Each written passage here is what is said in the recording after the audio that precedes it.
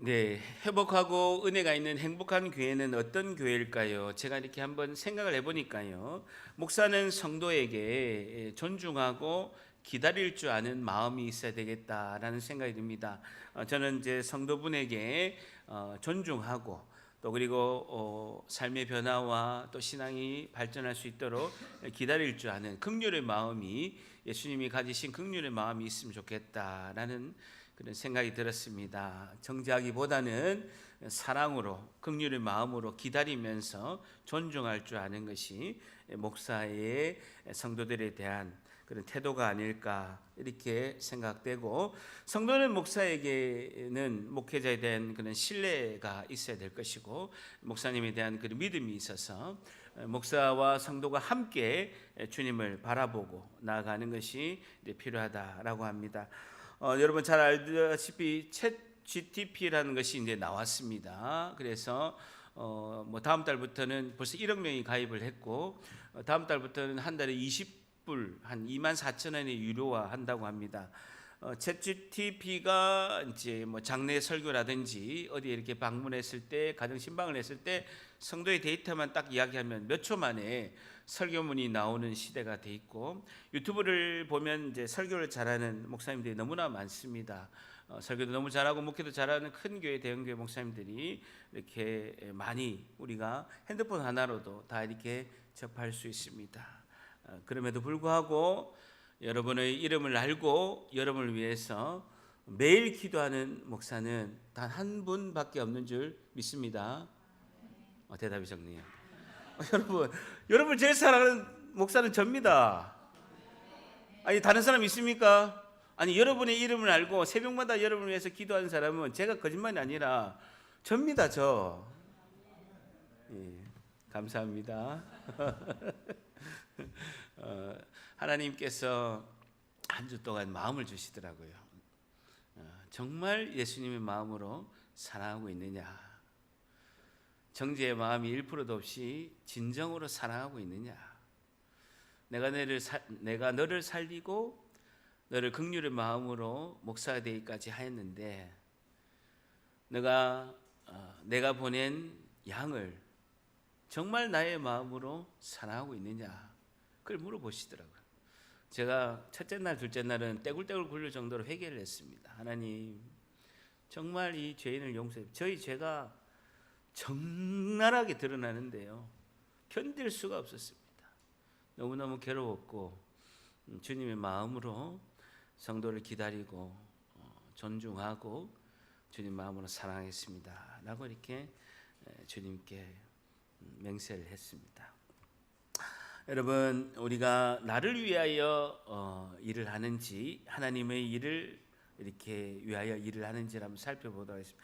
우리가 교회에 처음 나올 때는요, 나의 일을 위해서 하나님을 끌어오게 됩니다. 그건 다 마찬가지입니다. 어떤 소원을 이루고 뭔가를 이루기 위해서 주님에게 기도하고 기도 응답받기 위해서 교회로 오는 것은, 저도 처음에 그랬습니다. 23년 전에 처음에 그렇게 교회를 오게 되었고 삶의 의미를 깨닫지 못하고 하나님께 제 소원을 이루고 위로를 받기 위해서 교회에 처음 왔죠. 그래서 처음 올 때는 누구나 나의 일을 위하여 하나님을 끌어오고 하나님께 기도할 수밖에 없습니다. 그래서 온통 나의 일에 관심만 가지고 그 나의 일을 이루기 위해서 하나님께 기도하고 하나님을 끌어오는 것이 처음 신앙이에요. 이게 나쁜 것이 아닙니다. 예수님 제도 마찬가지입니다.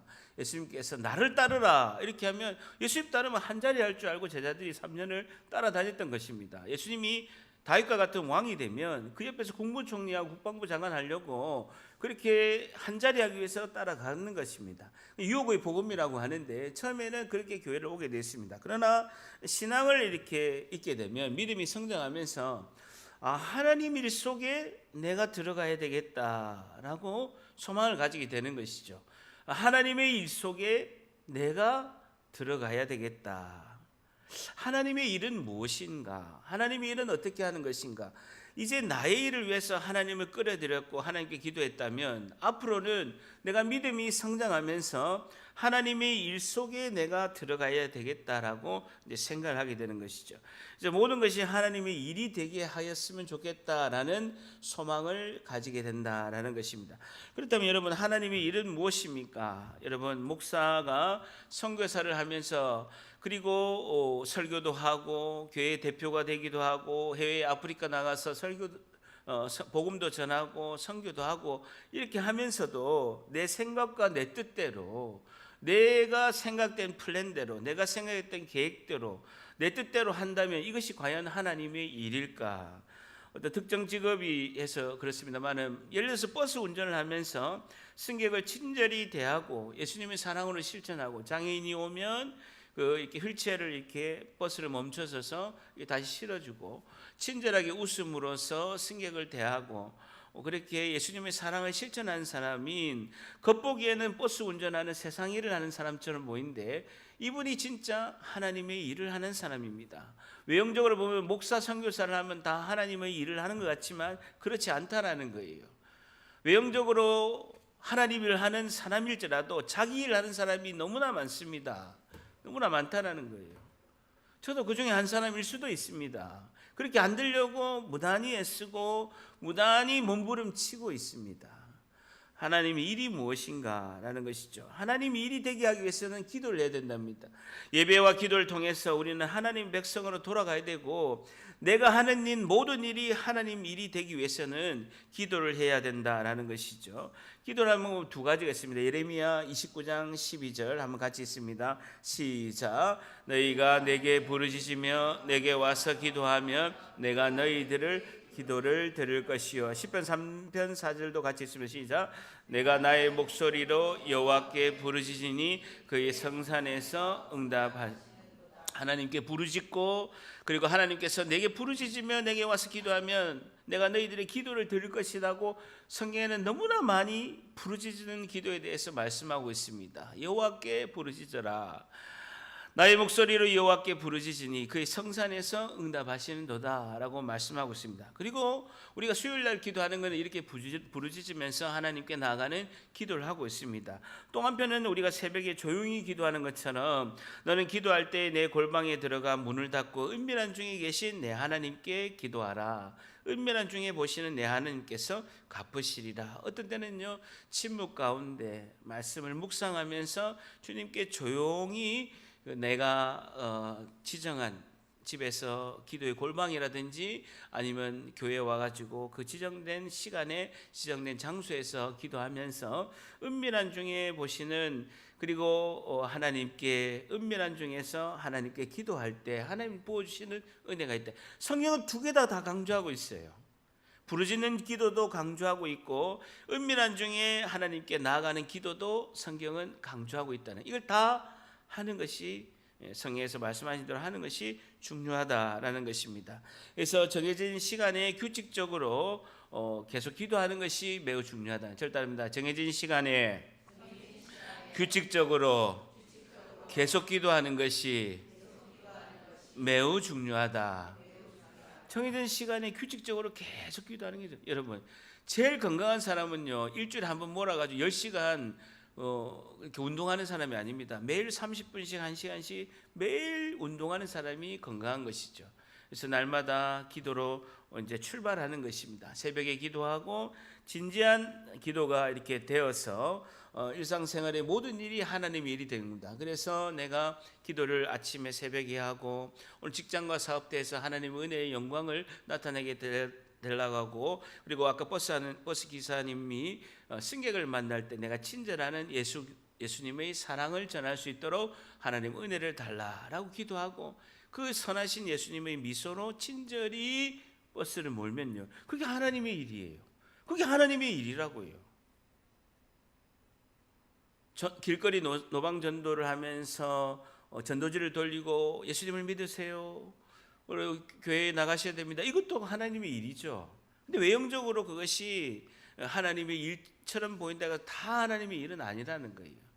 내가 전심으로 하나님께 기도하고 하나님의 마음으로 성령의 인도하심을 따라 했느냐 안 했느냐가 하나님의 일인가 아닌가가 판별나는 거라는 겁니다. 집에서도 설거지를 하고 그리고 찬양을 부르며 주님께 묵상하고 그리고 빨래를 하고 이렇게 밥을 준비하는 것도 내가 하나님께 의지하고 집중하면 그게 하나님의 일이에요. 그 모든 일상의 일이 하나님 일이 되게끔 하는 핵심 포인트는 뭡니까? 기도라는 거예요. 기도로 시작하고 기도로 마치면 하나님 일이 되는 거예요. 그리고 그 일을 할 때 하나님께 집중하면 하나님 일이 되는 거예요. 목사 선교사라도 자기 일하는 사람이 많다니까요. 자기 생각대로 자기 플랜대로 기도 안 하고 하면요 다 자기 일 되는 거예요. 근데 여러분 기도할 때 잡념이 이렇게 자꾸 생각나서 잡념을 떨쳐버리려고 하면 오히려 잡념에 이렇게 매이는 경우가 많습니다. 양육하다 보면 목사님 기도하려고 하는데 이렇게 묵상 기도하고 침묵 기도하려고 하면 잡념이 자꾸 떠올려요. 어떻게 하면 좋겠냐 하는데 그 잡념을 자꾸 떨쳐버리려고 하면 잡념에 매여버려요. 잡념을 자꾸 떨쳐버리려고 생각하지 마시고 잡념은 놔두세요. 놔두면 됩니다. 놔두고 우리가 히브리서 12장 2절 같이 한번 읽습니다. 시작. 믿음의 주요 또 온전하게 하신 이는 예수를 바라보자. 믿음의 주요 온전하게 하시는 예수님을 떠오르면 돼요. 잡념을 떨쳐버릴수록 잡념의 늪에 빠지게 돼 있고 잡념이 기도를 못하게 됩니다. 당연히 사탄은요 불화살을 쏴서 우리에게 잡념을 기도할 때 넣어 놓습니다. 기도할 때 누구나 처음에 잡념이 떠오르게 돼 있어요. 그럴 때 즉시 잡념을 생각하지 마시고 온전케 하시는 믿음의 주요 온전케 하시는 예수님을 생각하고 예수님의 십자가를 묵상하고 예수님의 십자가의 빛이 나에게 비춰주시옵소서. 예수님 내가 예수님 앞에 있습니다. 예수님 앞에 나아가기를 원합니다. 예수님 나를 기도의 은혜 가운데 붙잡아 주시고 선한 손길로 함께 하시고 예수님의 보혈의 피로 머리부터 발까지 깨끗이 정결케 하시고 끝까지 십자가를 붙들게 도와주시고 주님 앞에 온전히 기도하며 나아갈 수 있도록 도와주시옵소서 라고 기도해야 된다는 거예요. 저를 따라합니다. 믿음의 주여 또 온전하게 하시는 예수를 바라보자. 예수님을 바라봐야 된다는 거예요. 예수님을 바라보는 것이 핵심이다라는 거예요. 그래서 신명기 4장 7절 우리가 잘 아는 말씀입니다. 같이 있습니다. 시작. 우리가 하나님 여호와께서 우리가 그에게 기도할 때마다 우리에게 가까이 하심과 같이 그 신이 가까이함을 얻은 큰 나라가 어딘. 우리가 기도할 때 주님이 가까이 하신다라는 거예요. 우리가 기도하고 주님의 하나님 아버지라고 하나님을 부르고 우리 예수님의 이름으로 기도할 때 주님이 우리 바로 옆에서 가까이 하신다라는 거예요. 가까이 하시는 것을 우리가 믿고 기도하는 것입니다.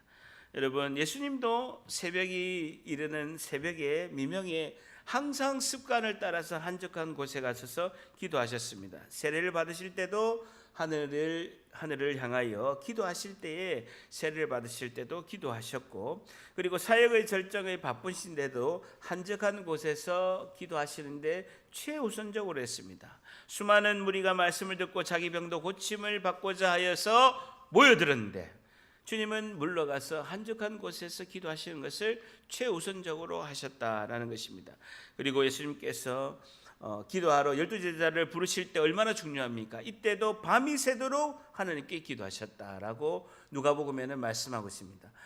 예수님께서 밤이 새도록 하나님께 기도하였다라고 복음서에 강조한 것은요 12제자를 부를 때 그렇습니다. 나와 같이 순교할 제자들을 선택하실 때 밤이 새도록 하나님께 기도하시고 예수님께서 하심을 볼 수가 있습니다. 제자들을 부르사 그 중에서 12를 택하셨다라고 말씀하고 있습니다. 하물며 십자가에 몇 시간 후에 십자가 못 박히는 목요일 밤에도 예수께서 힘쓰고 해서 더욱 간절히 기도하는데 어떻게 기도를 했느냐? 땀에 떨어지는 핏방울 같이 될 정도로 혈관이 모세혈관이 다 터져가지고 땀샘에 피가 날 정도로 주님은 간절히 정말 그 절벽의 끝에서 하나님 아버지께 기도했다라는 것입니다. 그리고 마지막 십자가상에서도 죽음 가운데 계시면서도 그 옆에 있는 강도 한 사람과 그리고 그 밑에 있는 그 수많은 군중들을 용서해달라고 하나님 아버지께 기도하고 자기들이 하는 것을 알지 못함이다라고 예수님이 기도하신 모습을 볼 수가 있습니다. 여러분 사도들은요 하루에 3번씩 시간을 정해서 기도했습니다. 예수님이 십자가에 못 박히신 오전 9시, 그리고 고통 가운데 칠흑 같은 어둠이 있을 때 하나님 아버지께서 예수님의 고통을 못 보시고 구름으로 덮으셨던 고통의 극한 고통이 있을 오후 12시, 그리고 예수님께서 오후 3시에 운명하신 그 십자가의 시간 동안 사도들은 기도의 습관을 따라 하루에 3번 기도했습니다. 근데요 사도들의 가르침을 받은 성도는요 더 했어요. 사도보다 더 기도를 많이 했어요. 6번이나 기도했어요. 6번이나. 눈을 뜨고 깨어날 때 기도하고요, 오전 9시, 그리고 오후 12시, 오후 3시에 기도했고, 또 잠들기 전에 기도했고요, 자정이 되면 주님의 재림을 기대하면서 하루 6번 기도한 것을 볼 수가 있습니다. 규칙적으로 정해진 장소에서 기도하는 것이 너무나 중요하다라는 것을 알 수가 있습니다. 여러분, 기도는 지성을 데리고, 지성이 뭡니까? 하나님 말씀을 우리가 배운 것을 가지고 마음으로 내려가서 하나님 앞에 서는 것이 기도다라는 것입니다. 저를 따릅니다. 기도는 지성을 데리고 마음으로 내려가 하나님 앞에 서는 것이다. 그러니까 하나님 말씀을 머리로 우리가 교훈으로 삼은 것을 마음으로 내려가야 돼요. 여러분, 성경을 알고 그것을 지식과 정보로 아는 사람들이 너무나 많습니다. 성경을 지식과 정보로 알면 아무런 유익이 없어요. 내가 성경을 많이 알았다라고 교만하게 되고 성경을 모르는 사람을 정죄하게 됩니다. 바리새인이 그렇습니다. 바리새인이 그렇다고요. 성경을 모르는 것이 아닙니다. 예수님도 아는 것입니다.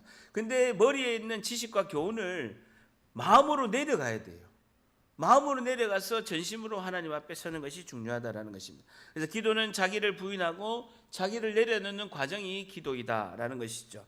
여러분, 이런 표현이 있습니다. 잠수부가 옛날에는요 지금처럼 양식 진주를 한 것이 아니라 진주를 깊은 심해에서 진주를 이렇게 가지고 옵니다. 그러면 진주를요 만 개를 진주를 이렇게 가지고 오면 거기에 하나가 진주가 있답니다. 진주가 몇 개 있어도 쓸만한 진주는 10,000개의 진주를 캤을 때 그 진주 10,000개 중에 진짜 좋은 진주는 하나 정도 있는다라고 합니다.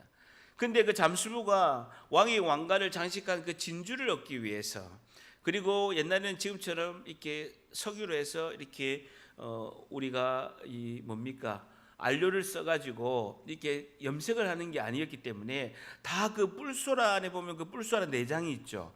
그리고 고동이 얼마나 작습니까?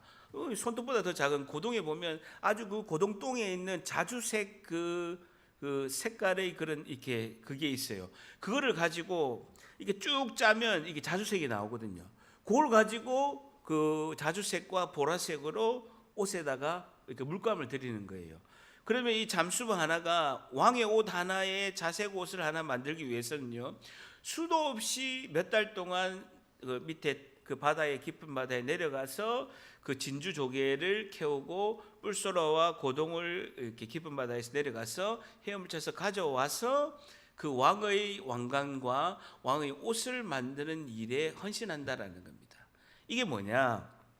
우리는 세상에서 벗어나서 모든 것을 내려놓고 깊은 어둠 속으로 내려가면 그리스도의 왕관과 거룩한 교회와 천상의 성도들에게 어울리는 값진 보석을 발견하게 된다라는 거예요. 기도는 자기를 부인하고 깊은 바다로 내려가는 것입니다.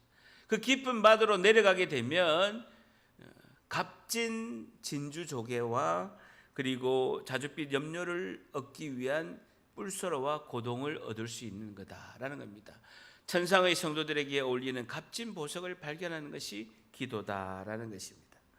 그래서 기도는요 지긋하게 주님을 바라보는 것입니다. 여러분, 이 화가가 이렇게 앞에 있는 초상화를 그리기 위해서 우리가 대학로나 이렇게 서울에 가다 보면 이렇게 인물을 그리는 이제 화가들이 있습니다. 그러면 앉아서 연필로나 이렇게 물감으로 이렇게 그리는 분에게 나의 초상화를 이렇게 그려달라고 한다면 그 화가 앞에서, 나를 그리고 있는 화가 앞에서 집중하고 주목하고 화가의 눈을 계속 바라보고 화가의 얼굴을 바라봐야 됩니다. 여러분, 자꾸 움직이고 이러면요 그림이 안 나와요. 화가는 집중해서 인물화를 그릴 때 가만히 앉아서 화가를 응시하고 있는 그 사람을 정확하게 그리기 위해서 애를 쓰는 겁니다. 기도는 마치 이거와 같습니다. 우리가 화가 앞에서 움직이지 않고 오랫동안 함께 바라보는 것처럼 훌륭한 화가이신 예수님 그분을 바라보고 그분 앞에서 움직이지 않는 성도의 얼굴을 그려주실 때 예수님께서 우리 얼굴을 그려주시면서 그 안에 예수님의 얼굴도 함께 그려주시는 것이 예수님이 우리를 기도할 때의 모습이다라는 거예요. 그래서 히브리서 12장 2절 한번 같이 읽습니다. 시작. 믿음의 주여 또 온전하게 하시는 예수를 바라보자랍니다. 기도는 바라보기입니다.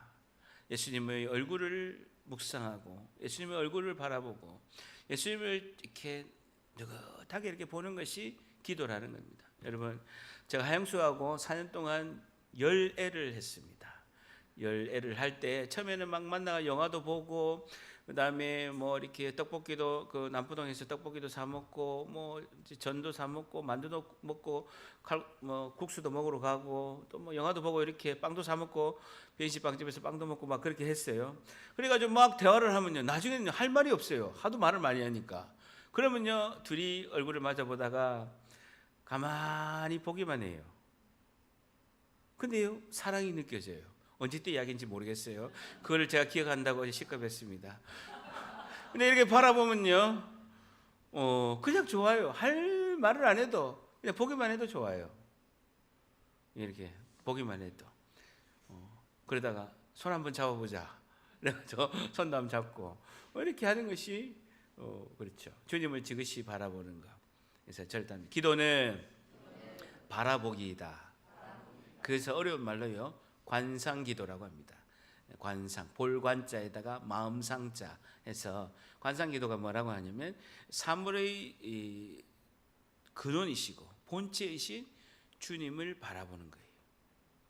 하나님, 창조주 하나님, 구원주 하나님이신 예수님을 그 모든 사물의 본체이신 모든 생각과 마음의 본체이신 주님을 지그시 바라보는 것입니다. 그렇게 되면 엘리야 얼굴도 떠오르게 되고요. 모세 얼굴도 떠오르게 되고 나를 사랑하시면서 너무나 위로하시고 산소망을 주시는 주님의 마음이 느껴지는 거예요. 나를 초상화를 그리고 계시는구나. 근데 놀랍게도요. 주님이 그려주신 초상화를 받으면요. 내 얼굴이 안 나와요. 예수님의 얼굴이 나온다는 거예요. 기도를 통해서 예수님을 닮아가는 거예요. 말씀이 나에게 실제가 되고 말씀이 내 안에서 역사하시려고 한다면 주님을 바라봐야 돼요. 여러분 오늘 영상을 봤지만 주님을 바라보는 시간이 여러분 하루에 얼마나 되십니까?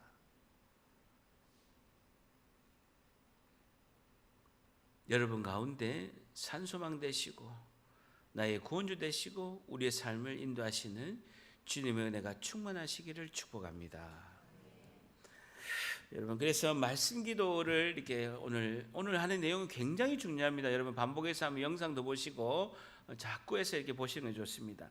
그래서 말씀 기도는 이제 복음서 신약을 가지고 말씀 기도. 그러니까 결국은 우리가 말씀 기도를 해야 되는데 그 말씀이 우리에게 실제로 기도문으로 나타날 수 있도록 복음서 신약에서는 복음서 구약에서는 이제 시편 말씀을 이렇게 보게 되는데요. 기도는 기도자의 주도, 능동적인 부분도 있고 성령이 우리의 기도를 이끌어 가시는 수동의 조화가 기도이기도 합니다. 그래서 말씀 묵상을 통해서 마음으로 듣고 마음의 감동을 잡으며 나아가는 것이 중요하고 그 말씀 묵상한 그 말씀을 생각해서 기도하는 것이 중요하다. 복음서는 신약에서는 복음서 말씀과 구약에서는 시편 말씀으로 묵상하며 시작하는 것이 매우 중요하다라는 것입니다. 그래서 복음서를 하는 방법을 알려드릴게요. 예수님과 제자들의 사건을 이렇게 만나게 됩니다. 그래서 제가 실제 하는 걸 알려드릴게요. 이 세상 안에 있는 그 실제 2000년 전의 이야기지만 2000년이 지난 오늘 나에게 이것을 동일한 사건으로 우리가 인식하고 들어가는 것입니다. 그래서 예수님의 제자가 내가 되는 거예요. 예수님의 제자들이 실수하고 예수님을 따랐지만 예수님에게 온전히 따르지 못한 그런 모습이 나의 모습이에요. 여러분 우리가 2000년 전에 예수님의 제자가 된다면 예수님의 제자 베드로보다 우리가 더 잘할 것 같죠? 아니에요. 아니라고요. 훨씬 더 실수를 많이 하게 돼 있습니다. 제자들의 모습이 나의 모습으로 그 말씀 가운데 들어가는 거예요. 그래서 예수님께서 이 제자들에게 인간의 죄와 모든 문제를 풀어가시는 모습을 예수님이 어떻게 하시는가를 제자들의 눈으로 보는 거예요. 우리가 그 안에 들어가는 거예요. 2000년 전 안으로. 2000년 전 안으로 들어가서 주님 앞에서 예수님이 어떻게 하신가를 제자들의 눈으로 보게 되는 것이죠. 마지막으로 주님께서 이 세상에서 나에게 동일한 문제를 앞으로 풀어가실 것을 은혜와 자비로 강구하고 선포하는 것이다 라는 것입니다. 절단합니다. 진리를 알지니 진리가 너희를 자유롭게 하리라. 진리가 너희를 자유롭게 하리라. 자, 예를 들어서 봅니다. 마태복음 14장 28절에 보면 베드로가 대답하여 이르되 예수님께서 오병이의 기적을 행하시고 제자들은 배를 타고 가고 있는데 예수님께서 오병이의 기적을 행한 직후에 제자들이 배를 타고 가고 있는데 갈릴리 호수에서 풍랑이 일어난 거예요. 풍랑이 막 일어나고 있고 제자들은 배고 타고 가는데 예수님은 물 위를 걸으시는 사건이 있게 됩니다. 오병이의 기적 바로 직후에 일어난 사건이죠. 그럴 때 베드로가 대답하되 유령 같기도 한데 보니까 주님 같기도 한 거예요. 예수님 같기도 한 거예요. 그러면서 베드로가 대답하되 주여 만일 주님이거든 나를 명하사 물 위로 오라 하십시오 라고 하니까 예수님이 오라 라고 명령하시는 거예요. 그 오라라는 그 명령을 선포하는 동시에 베드로가 물 위에서 걷게 되는 역사가 일어나는 거예요. 이거 베드로 믿음이 있어 그런 거 아닙니다. 예수님이 오라라고 선포하셨으니까 그 오라라는 그 말씀의 선포가 능력이 성령의 권능이 있게 되고 베드로에게 그 능력이 입혀진 거예요. 자기도 모르게 배에서 내려서 예수님께 순종하고 나갈 때 예수님이 오라 하는 그 명령에 따라서 물 위에서 걷게 된 거예요. 근데 제정신을 딱 차려보니까 30절 같이 있습니다. 시작. 바람을 보고 무서워 빠져가는지라 소리질러 이르되 주여 나를 구원하소서. 주변에 보니까 바람이 풍랑이 있는 거예요. 제정신이 활짝 들어오면서 무서워서 믿음 다 까먹고 물에 빠지게 된 것입니다. 그럴 때 주여 나를 구원하소서라고 이렇게 하게 됩니다. 이 본문을 우리가 어떻게 기도하느냐. 예수님, 제가 베드로처럼 예수님을 보고 예수님께 간다고 하지만 주변 환경을 보고 세상과 사람을 의지하였습니다. 주님 나를 구원의 손길로 다시 붙잡아 주시옵소서라고 고백하는 거예요. 베드로가 되는 거예요. 주님 말씀에 의지하고 주님을 따라가고 주님 앞으로 내가 나아가고 있는데 내가 광풍을 보고 바람을 보고 주변 환경을 보고 세상과 사람을 의지하고 나가면서 물에 빠져버렸습니다. 주님 나를 다시 구원의 손길로 붙잡아 주시옵소서라고 기도하는 것이죠. 그럴 때 14장 31절에 같이 한번 있습니다. 시작. 예수께서 즉시 손을 내밀어 이르시되 믿음이 작은 자여 왜 의심하였느냐. 여기서 저는요 예수님이 즉시 손을 잡았다가 제 마음에 울림이 있었던 거예요. 즉시 손을 잡으신 거예요. 내가 물에 빠지자마자 즉시 나의 손을 잡으시는 거예요. 이르시되 믿음이 작은 자여 왜 의심하였느냐. 결론은 뭡니까? 예수님 바라보고 가다 믿음이 작아지게 된 거예요. 믿음을 잃어버리게 된 거예요. 예수님 나를 구원의 손길로 즉시 붙잡아 주심에 감사를 드립니다. 여러분 우리가 믿음을 버리고 예수님을 떠나고 세상적으로 다시 돌아가면 주님이 얼마나 마음을 아파하시겠습니까? 그런데도요 즉시 손을 잡아주신 거예요. 즉시 손을 잡아주십니다. 믿음이 작아서 예수님을 의심한 것을 즉시 회개합니다 하고 회개하시면 됩니다. 성령께서 떠오르게 하신다는 거예요. 능동적으로 내가 기도할 때 성령이 믿음이 작아서 예수님을 의심한 사건의 그런 마음을 주신다는 거예요. 그걸 떠올려서 즉시 회개하면 된다라는 것이죠. 그러면서 32절 한번 같이 읽을게요. 시작. 배에 함께 오름에 바람이 그치는지라. 여러분 예수님이 배에 함께 오르니까 바람이 그친 거예요. 주님이 가까이 오셔서 우리와 함께 계시니까 나의 근심과 두려움과 염려가 사라지게 된 것입니다. 핵심은요 배에 함께 오르시는 거예요. 그 큰 풍랑과 광풍이 예수님 배에 딱 오르시니까 그치게 된 거예요. 여러분 예수님이 명령하신 것도 아무도 없습니다. 제자들과 함께 배에 오르시니까 바람이 그치어진 거예요. 예수님과 가까이 하니까, 예수님과 함께 하니까 나를 근심하게 하고 두려움과 염려함이 사라지게 됨을 감사드립니다 라고 기도하는 거예요. 그리고 평안과 평강의 은혜를 주심에 너무나 감사드립니다 라고 복음서를 읽으면서 내가 베드로가 되고 예수님이 제자가 되어서 이렇게 기도를 하면 되는 것입니다. 쉬워요? 쉬워요? 쉬워요? 너무너무 쉬워요? 쉬워요. 또 이 부분만 하는 거 아니에요? 또 그래서 33절에 같이 있습니다. 시작. 배에 있는 사람들이 예수께 절하며 이르되 진실로 하나님의 아들이소이다 하더니, 보세요. 그러니까 자기들이 믿음이 다시 돌아와서 정확하게 보잖아요. 예수님은 하나님의 아들이시다. 그래서 하나님의 아들 예수님 저를 불쌍히 여기소서라고 기도하는, 마무리하는 거예요. 하나님의 아들 예수님, 저를 따릅니다. 하나님의 아들 예수님 저를 불쌍히 여기소서. 한 번 더. 하나님의 아들 예수님 저를 불쌍히 여기소서. 한 번 더. 하나님의 아들 예수님 저를 불쌍히 여기소서. 제가 제일 많이 한 기도가 이 본문, 이 기도입니다. 하나님의 아들 예수님 저를 불쌍히 여기소서. 신학대학원 3년 내내 하루에 200번씩 기도한 거예요. 매일 기도. 이거 기도하지 않으면 죽을 것 같은 거예요.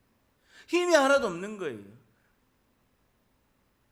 3번이나 쓰러지고요. 매일 설사를 하는 거예요. 너무 과로해. 힘이 하나도 없는 거예요. 오늘 하루 주님이 힘을 주시지 않으면 수업을 듣고 공부할 수 있는 힘이 없는 거예요. 그리고 맞춰서 저녁에 늦게까지 그 숙제를 할 힘이 하나도 없는 거예요. 그래서 매일 지하철을 타고 학교 가면서 하나님의 아들 예수님 저를 불쌍히 여겨주세요. 그래서 항상 가방은 왼손에 쥐고요. 항상 오른손은 빈 주먹을 쥐었습니다.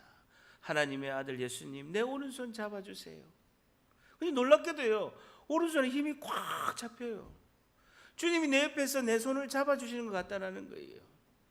그래서 매일매일 하루를 버티면서 오늘도 하나님 공부 잘하게도 하시고 은혜로운 주님의 말씀 저에게 주시옵소서라고 기도했다는 것입니다. 한 번 더. 하나님의 아들 예수님 저를 불쌍히 여기소서.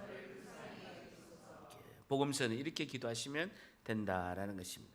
자, 시편은 어떻게 하느냐라는 것이죠. 시편 1편 2절 한번 같이 읽습니다. 시작. 오직 여호와의 율법을 즐거워하며 그 주야로 묵상하는도다. 묵상하는도다라는 단어가 히브리어 단어로 하가라는 단어인데 읊조린다, 으르렁거린다라는 것입니다. 그래서 말씀을 읊조리고 소리내서 읽고 내 귀에 들리게 으르렁거리면서 이렇게 읽는 것을 읊조린다, 묵상한다라는 뜻입니다.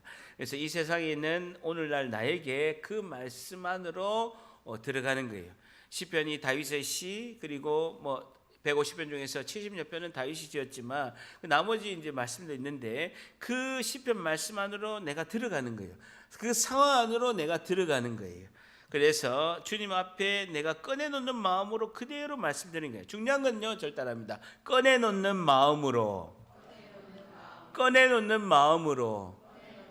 그대로 말씀드린다. 주님 앞에 꺼내놓은 마음으로 그대로 말씀드리는 것이 중요하다는 것입니다. 그래서 때로는 원망, 탄식, 좌절감이 올라올 수 있어요. 그대로 말씀하라는 거예요.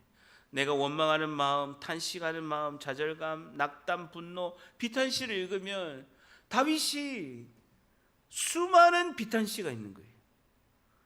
기쁨의 시도 있지만 원수에 대한 비탄의 시가 있는 거예요. 내가 지금 기도할 지금 상황도 안 되고 너무 절망 속에서 인생의 삶이 너무 힘들다라는 거예요. 근데 어떻게 찬양이 나올 수 있겠습니까? 그때는 시편에 그런 비탄시를 읽으면서 원망과 탄식과 좌절감과 낙담과 분노를 그대로 쏟아내는 거예요. 그대로. 마치 어린 아기가 엄마 앞에서 그대로 울면서 땡깡하는 것처럼 그대로 하라는 거예요. 그대로. 주님 앞에 속일 이유가 없어요. 교회 와서 마음껏 하세요. 주여하고 마음껏 하시고 마음껏 욕도 하시고. 저는 하지 마시고요. 그러면서 확신과 기쁨과 희망 그대로, 또 기쁨이 올라오면요, 확신, 기쁨, 희망 그대로 주님 앞에 절단합니다. 읊조린다. 이게 묵상기도예요. 묵상기도. 어떻게 하느냐? 시편 23편 1절 한번 봅니다. 23편 1절 같이 쓰면 시작. 여호와는 나의 목자시니 내게 부족함이 없으리로다 라는 겁니다. 하나님은 나의 목자신데 내게 부족함이 없으리라 라고 말씀하셨는데, 주님 그런데 왜 모든 것이 부족합니까? 저는 건강, 지혜, 재정 왜 다 부족할 것일까요? 말씀으로는 여호와는 나의 목자시니 내게 부족함이 없다라고 말씀하셨는데, 저는 부족한 거 다 투성입니다. 건강도 부족하고 지혜도 부족하고 재정도 부족하고 다 부족합니다. 그대로 아뢰는 거예요. 나의 목자이신 하나님께 나의 일의 문제 해결만을 원하는 저의 모습을 보게 된다는 거예요. 하나님께 여호와가 나의 목자신데 내게 부족함이 없으신 분이고, 그분 한 분으로 내가 모든 것을 만족하고 충만한 가운데 가야 되는데, 이제까지 내가 신앙이 나의 목자신 하나님께 나의 일 해결해 달라라고 원하기만 했고, 나의 일이 해결되지 않으면 부족한 거예요. 전능하신 하나님이 부족하다고요. 나의 일을 해결해 주시면 땡큐 베리 마치 덜 부족한 것 같은데, 나의 일을 해결해 주지 않으면 전능하신 하나님이, 나의 목자 되신 예수님이 부족하다라는 거예요. 이기적인 신앙이죠. 고백하면서 그 모습을 떠오르게 되는 거예요. 그러면 지금부터는 나의 목자는 다름 아닌 오직 하나님 한 분이심을 고백합니다 라고 기도하는 겁니다. 그러면서 나의 삶의 모든 영역에 하나님 통치가 임하시기를 소망합니다. 하나님 나라의 하나님 백성으로서 하나님 한 분만 만족하고, 하나님이 나의 목자시니까 부족함이 없는 나의 생각과 인식과 감정과 모든 지적인 생각을 다 주님께 드리도록 하나님 은혜를 베풀어 달라라고 기도하는 것이죠. 그러면서 마지막에 절단합니다. 목자이신 하나님 앞에 순종하는 삶을 살게 하여 주시옵소서. 결국은요, 말씀대로 되는 거예요. 중간에 원망하고 단식하고 분노하기도 하지만 결국은요, 이 말씀 앞에 꼬꾸라지는 거예요. 선포된 하나님의 말씀은 우리의 심령과 마음 가운데 능력으로 임하실 줄 믿습니다. 능력으로 임하시는 분이에요. 결국은 여호와는 나의 목자가 되시고 내게 부족함이 없는 분이 되시도록 마지막에는 우리가 기도할 수밖에 없다라는 거예요. 성경은 하나님의 감동으로 기록된 말씀입니다. 가슴과 무릎과 삶으로 읽어야 되는, 오늘 5분 영상 보셨죠? 성경을 증명하는 것은 나의 삶으로 증명하는 거예요. 디모데후서 3장 16절 같이 있습니다. 시작. 모든 성경은 하나님의 감동으로 된 것으로서 교훈과 책망과 바르게 함과 의로 교육하기에 유익한, 하나님의 감동으로, 하나님이, 성령 하나님이 저자로서 사람을 통해 쓰신 말씀이기 때문에 교훈과 책망과 바르게 함과 의로 교육하기에 유익한 말씀이 하나님 말씀이다라는 것이죠. 그래서 성경은 하나님 말씀을 깨닫게 하시는 성령을 의지하며 읽어야 되는, 그래서 항상 성령께 의지하고 기도하고 읽고, 그리고 기도하고 마무리하고. 제가 여러분 면담할 때 한 번도, 여러분이 보시면 아시겠지만, 기도하고 이야기 시작하고 기도하고 마무리합니다. 한 번도 놓친 적이 없습니다. 그래야 성령이 주시는 음성을 듣게 되는 거예요. 그래 안 하면 제 안에 있는 데이터가 나와요. 성도들에 대한 그 고정적인 데이터, 고정적인 생각이 나올 수가 있다는, 그걸 최대한 없애기 위해서 하나님께 의지하고 기도하고 시작하고 기도하고 마치는 거예요. 욥기서 32장 8절 같이 있습니다. 시작. 그러나 사람의 속에는 영이 있고 전능자의 숨결이 사람에게 깨달음을 주시는, 사람 속에는 성령이 우리 안에 내주하고 계신다는 거예요. 그 전능자의 숨결이 사람에게 깨닫게 하신다는, 그 모든 사람이 성령의 음성을 들을 수 있어요. 왜? 내 안에 계시니까. 교회에 있는 하나님의 성도 백성들은 내 안에 계신 성령의 음성을 듣게 하시는, 못 듣게 하는 것만 제거하면 다 들을 수 있다는 거예요. 전능자의 숨결인 성령의 지배를 받아야 하나님 말씀을 깨닫게 된다는 겁니다. 성경은 하나님의 사랑하고 순종하는 마음으로 읽어야 된다는 겁니다. 성경을 많이 배우고 알아도 삶의 변화가 없다는 것은 지식과 정보로서 성경을 아는 거예요. 아무런 영향력이 없는 거예요. 그런데 성경은 사람의 말이 아닌 전능하신 하나님의 말씀이고, 그 말씀은 사람과 세상을 살리는 생명의 복음으로 들으면, 가슴과 무릎과 삶으로 읽게 되면 그 말씀이 나를 주도하고 이끌어 가시고 내 삶을 변화시킬 줄 믿습니다. 자, 오늘 본문의 말씀 디모데후서 3장 1절에는요. 3장 1절에서 5절까지인데요. 1절 한번 같이 읽습니다. 시작. 너는 이것을 알라. 말세의 고통. 여기서 말하는 말세는요, 마지막 때를 말하겠습니다. 예수님이 재림하는 그 시대, 지금 거의 말세입니다. 기후 변화가 오고 전쟁이 일어나고, 정말 제가 20년 전에 성경을 처음 배울 때, 23년 전에 성경을 처음 배울 때, 러시아가 전쟁을 일으킬 때에 23년 전에 러시아가 전쟁을 일으켜서 요한계시록의 중군동 지역, 유럽의 그 지역에서 전쟁이 일어나고, 그 전쟁이 확전하게 돼서 2억 명 가까운 인구가 전쟁 안에 참석되게 되면 예수님이 재림이 오게 될 때다. 언제인지는 모릅니다. 뭐 그 이후에도 그렇지 않을 수도 있어요. 그런 징조가 있을 것이다 하고 많은 분들과 목사님과 신학자들이 이야기를 했습니다. 왜냐하면 그 당시에는 그렇게 굉장히 냉전이 사라지고 평화의 시대였기 때문에 그런 일이 일어날 거는 아무도 생각을 못했죠. 근데 지금 기후변화라든지 재앙이 오고 가뭄이 오고 태풍이 오고 홍수가 일어나고, 마지막 때에, 말세는 마지막 때를 말하고 있죠. 예수님이 재림하는 그 시대가 될 때에는 고통하는 때가 있다라는 거예요. 헬라어로 칼레포이라는 단어인데, 고통하는 때, 위협하는 사나운 힘든 시대가 있다라는 겁니다. 다시 말해서 예수님의 재림이 가까운 말세에는 사람들이 위협하고 싸나워진다라는 거예요. 사람들이 좀 싸나워진다. 폭행을 해도요, 싸나워진다라는 거예요. 그리고 힘든 때가 있을 것인데, 그때의 사람들의 모습들을 성경은 말씀하고 있다는 거예요. 이런 사람이 되지 말아야 하나님의 일을 하는 사람이다. 하나님의 일을 하는 사람은 이것을 버려야 된다라고 성경 디모데후서 3장은 말씀하고 있다는 거예요. 자, 첫째, 2절 같이 한번 읽습니다. 시작. 사람들이 자기를 사랑하며 돈을 사랑하며 자랑하며 교만하며 비방하며 부모를 거역하며 감사하지 아니하며 거룩하지 아니하며, 17가지를 성경은 말씀하고 있어요. 말세에 사람들이 17가지로 다 변하게 될 것이다. 그 17가지를 너희들은 그 안에 들어가지 말고 돌이키는 삶을 살아야 된다라고 결론 내리게 되는데, 17가지의 사람들이 그것을 쫓아가는 삶을 살게 되는데, 첫 번째가 뭐냐면요, 사람들이 자기를 사랑하며 돈을 사랑한다는 거예요. 17가지의 죄악의 근원이고 뿌리가 자기를 사랑하고 돈을 사랑한다라는 것입니다. 사람들이 자기를 사랑한다는 거예요. 자기를 사랑한다는 것은 예수님과 교제가 단절된 때를 말해요. 자기를 사랑하는 이미지를 찾으려고 너무 많이 찾아봤는데요, 이거 이상 없더라고요. 예수님과 교제가 단절된 상태를 자기를 사랑한다. 자기가 주인 되는 거예요. 그게 아담이 그게 됐잖아요. 하나님처럼 되고 싶어서 선악과 먹은 거잖아요. 저게 뭔데 하나님께서 나를 못 먹게 하냐. 다 줬는데도 만족하지 못하고 저거 하나를 먹기 위해서 자기가 생각하고 자기가 주인이 되어서 자기를 사랑하고 자기만 생각하는 것은 예수님과 교제가 단절된 자를 말하는 것입니다. 그리고 돈을 사랑하는 거예요. 돈은 사랑하는, 돈이에요, 여러분, 나쁜 것이 아닙니다.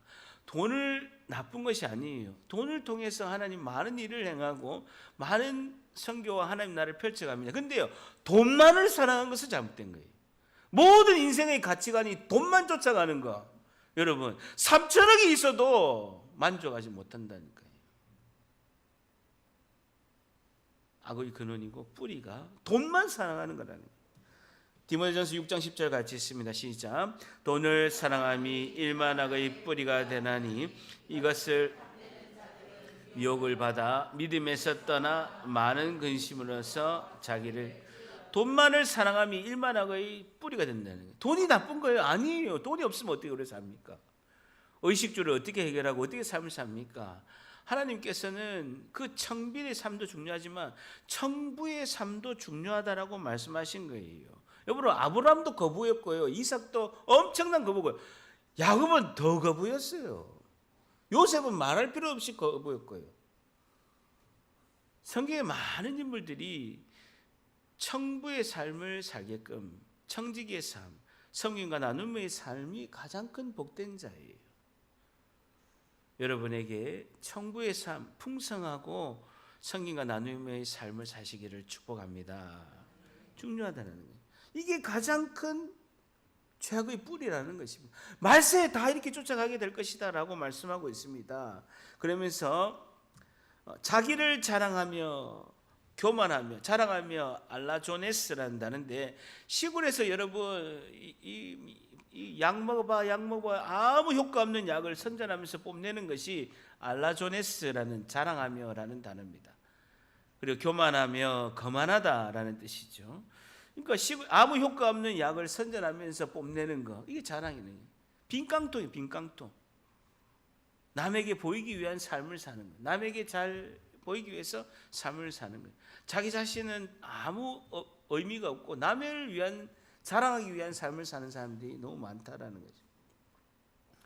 제가 그 영락 수련원에 있었는데 그 정문 앞에 잠깐 제가 점심시간에 잠깐 그 수련 운동장에서 이렇게 쭉 이렇게 걸으면서 좀 약간은 이게 좀 걷는 시간이 좀 한 20분 정도 걸었는데, 남한산성에 그 밑으로 이렇게 쭉 오면서 교회 다니시는 분 같아요.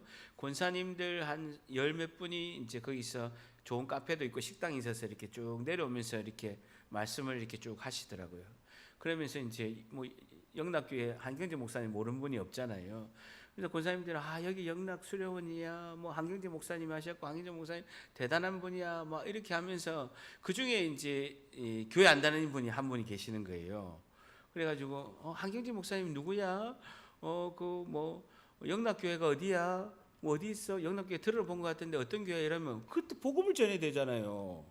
예? 예수를 믿게 해야 되잖아요. 권사님들 하는 이야기 뭐예요? 정말 보면요 전부 명품이야. 안 봐도 명품이야. 100m 바깥에서 봐봐도 왜 흥분하지? 명품이에요. 근데 그 한 분이 안 믿는 것 같아요. 뭐 교회를 좀 왔다 갔다 해가지고 하여튼 영락교회를 모른다는 거는 잘 안 믿는 경우잖아요. 그럼 복음을 전해야 되잖아요.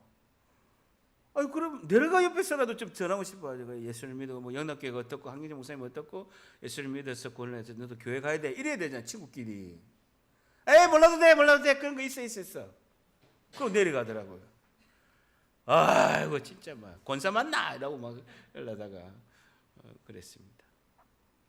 교만하고 자기 자랑하고 이것이. 그리고 베드로전서 5장 5절 같이 있습니다. 시작. 하나님은 교만한 자를 대적하시되 겸손한 자들에게는 은혜를. 교만한 자 하나님 제일 싫어하신다네. 비방하며 언어 생활에서 하나님과 이웃과 권위를 무시하고 모욕하는 것을 말하는 거죠. 이런 사람들이 말세에 있게 된다라는 겁니다. 그리고 부모를 거역하며 감사하지 아니하며. 감사는 모든 덕의 기초입니다. 여러분 감사의 인생 가면 안 돼요. 즉시 감사하고 하나님 감사합니다. 늘 감사하는 마음을 가져야 돼. 근데 말세 사람들은 자기에게 은혜를 베푼 부모에게도 감사하지 아니하고 더더욱이 하나님에게도 감사할 줄 모른다. 그 시대가 온다라는 거예요. 의도적으로 거역하고 대적하게 된다라는 것입니다. 여섯 번째, 거룩하지 아니하며. 하나님께 영광을 드리는 생각과 행동을 전혀 하지 않는다는 거예요. 거룩에서 멀어지려고 한다라는 것이 2절입니다. 3절 한번 같이 있습니다. 시작. 원통함을 풀지 아니하며 모함하며 절제하지 못하고 싸나우며 선한 것을 좋아하지 아니. 셀에서 이 17가지 중에서 내가 하나님께 이번 주에 회개할 것이 무엇인가를 한번 나누시고, 뭐 그렇게 뭐 드러내지 않더라도 이번 한 주는 17가지 중에 내가 하나님께 회개하게 할 것을 붙잡아서 회개하는 시간이 되시길 바랍니다. 무정하며 헬라어로 아스토르고이라는 단어인데, 어미와 새끼는 그 본능적으로 애정이 있어요. 마찬가지로 부모와 자식 간에 가장 본능적인 애정만저도 결핍하는 시대가 오게 될 것이라는 거예요. 부모와 자녀가 서로가 본능적인 애정마저도 결핍하는 시대가 오게 되고, 원통함을 풀지 아니하며 화해의 잔을 들 수 없는, 화해할 수 없는 앙심이 깊은 상태에 온 마음이요 굉장히 메마른 상태예요. 사랑이라는 볼 수 없고요. 마음이 너무너무 메마른 상태. 원통함을 풀지 않은 거예요. 여러분 화해의 잔을 마셔야 되는 거예요. 여러분 주님이 분명히 말씀하고 있습니다. 화해하지 않고 용서하지 않으면 내가 너희를 화해하지 않고 용서하지 않는다고. 우리는 화해와 용서를 받을 수 없는 존재적인 죄인입니다. 우리는 늘 주님께 죄를 지었던 죄인이에요. 그런데 화목제물 되시는 예수님께서 화목의 제물이 되시고 예수님께서 우리에게 용서를 하셨기 때문에 오늘 하나님의 나라의 백성이 된 거예요. 근데 이 주님이 주시는 화해 잔도 뿌리치는 거예요. 땅에다 버려버리는 것입니다. 그리고 앙심이 깊은 것에 벗어나지 못해서 결국은 내 영을 갉아먹고 있는 거예요. 그런 시대의 사람들로 가득 찰 것이다 라는 것입니다. 모함하며 거짓되고 악한 말과 행동으로 일삼고 거짓으로 욕을 하는 사람들이 늘 가득 찰 것이다. 절제하지 못하고 감정이나 생리적인 욕망을 다스리지 못하는 것을 볼 수가 있게 되고, 11번째는 싸나우며 야만적이고 짐승처럼 거치는 사람들이 너무나 많이 있게 될 것이다. 우리 애들 보세요. 학생들, 학교들 너무나 거칠잖아요. 우리 어릴 때는 상상도 할 수 없습니다. 우리는 늘 우리 집안에 많은 사촌형들하고 학교에서도 늘 맞았잖아요. 얼마나 온유해졌습니까? 너무 많이 맞아요. 모세 온유요. 뺨칠 정도로 온유해졌습니다. 너무 많이 맞아가지고. 지금 때리면요, 엄마가 와가지고 선생님 때리패는 이런 시대가 온 거예요. 싸나운 시대가 왔다. 선한 것을 좋아하지 아니하며 어두운 세상에서 선한 것을 경멸하고 어두운 세상처럼 선한 것을 경멸하는 자가 되었다라는 것입니다.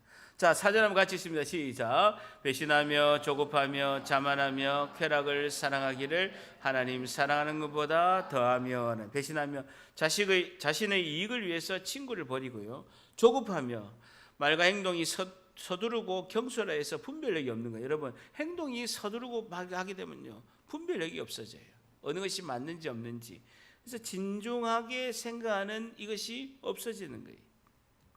자만하며 자기중심, 허세를 부리게 되고, 그리고 쾌락 사랑하기를 하나님 사랑하는 것보다 보다 더하며, 이게 중요하다네. 보다 더하며, 보다 오히려 쾌락 사랑하기를 하나님 사랑하는 것보다 오히려 더 추구한다는, 하나님을 사랑할 마음을 가지고 쾌락을 추구한다라는 것이 16번째 이 세상의 말세의 사람들의 모습이라는 겁니다.